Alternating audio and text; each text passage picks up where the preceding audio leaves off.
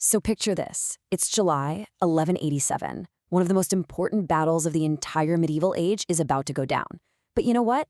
It wasn't really won with swords and arrows. It was won with strategy, with psychology, and by literally turning the environment into a weapon. This is the story of the Battle of Hattin, and it's an absolute masterclass from the Sultan, Saladin. This quote from Amin Maalouf, it just nails it. It gets to the heart of Saladin's genius. See, he wasn't just planning to defeat the Crusader army in a fight. No, his plan was to make them defeat themselves. He basically set a stage where thirst, scorching heat, and their own bad decisions would completely break them, long before his army ever had to deliver the final blow. All right, so to understand how this was even possible, we've got to rewind a bit to the Crusader kingdom of Jerusalem in 1186. On the surface, they looked powerful, for sure, but underneath, the whole thing was kind of rotting from the inside. Their king, Baldwin IV, was dying, and the court was just paralyzed by infighting. It was the perfect storm, just waiting for a spark. And that spark, it came in the form of a man named Reynald de Chatillon. This guy attacks a peaceful Muslim caravan, completely shattering a truce, and in doing so, he hands Saladin the one thing he needed, a casus belli, a legitimate reason to go to war.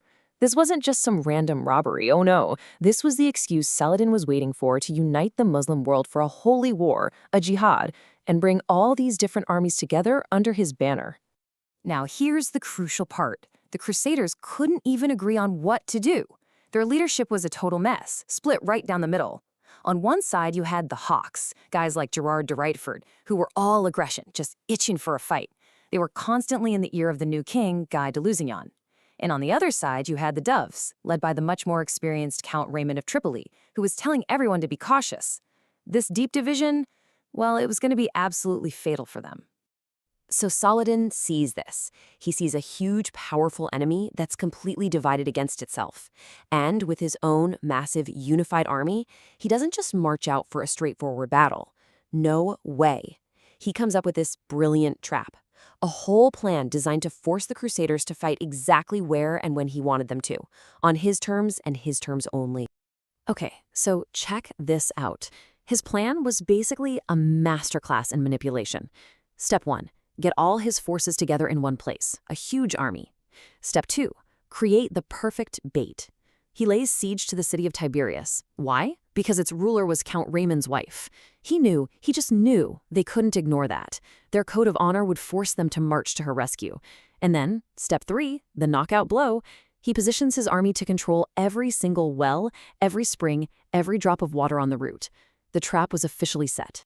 And you know what? Count Raymond saw it. He saw the trap plain as day. He begged King Guy, let's stay put, right here in our camp where we have plenty of water. He knew that marching out into that desert in the middle of July was basically a death sentence.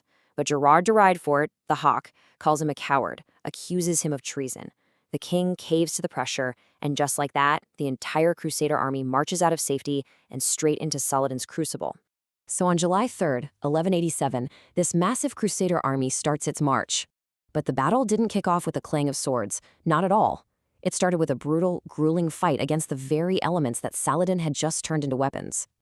Saladin's weapon number 1 was thirst. His commanders had already taken control of the only wells along the path. So you have these Crusaders baking inside heavy metal armor under a blistering sun, and they're being tormented by the sight of Lake Tiberias sparkling in the distance, a perfect oasis they had absolutely no way of reaching. His second weapon? Fire. One of his generals, Gokeberry, had his men set all the dry grass and scrubland ahead of the Crusaders on fire. Suddenly, this choking wall of smoke is rolling towards them, blinding them, filling their lungs and making the unbearable heat even worse. And weapon number 3 was just pure exhaustion. All day long, Saladin's light cavalry and his mounted archers just harassed them with these relentless hit-and-run attacks. They never gave them a single moment to rest, just wearing them down, wearing down their horses, and most importantly, completely draining their will to fight. By the time the sun came up on July 4th, the Crusader army wasn't a disciplined fighting force anymore. It was just a desperate, dehydrated mob of men, right on the edge of a total breakdown. The end came really, really fast. First, the infantry just quit. They were so broken, they flat out refused to fight. Then, Count Raymond, realizing it was hopeless, managed to break through the lines and escape. And here's a genius move.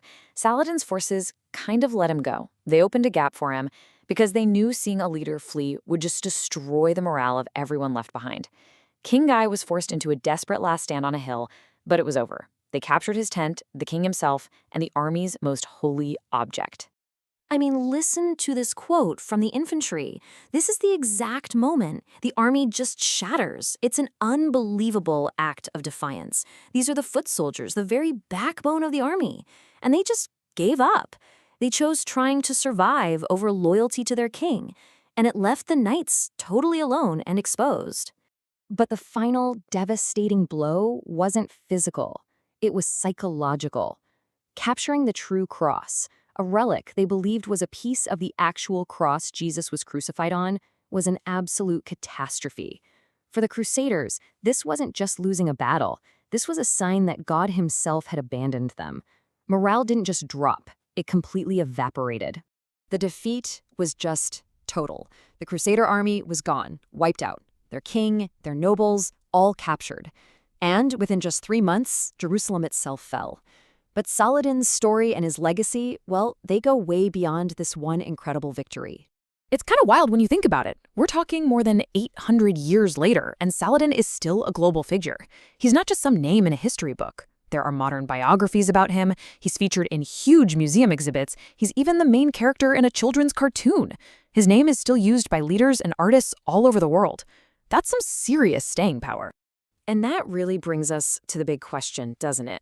The Battle of Hattin shows us Saladin's military brilliance, for sure. But his reputation also comes from stories about his chivalry, his honor, his leadership.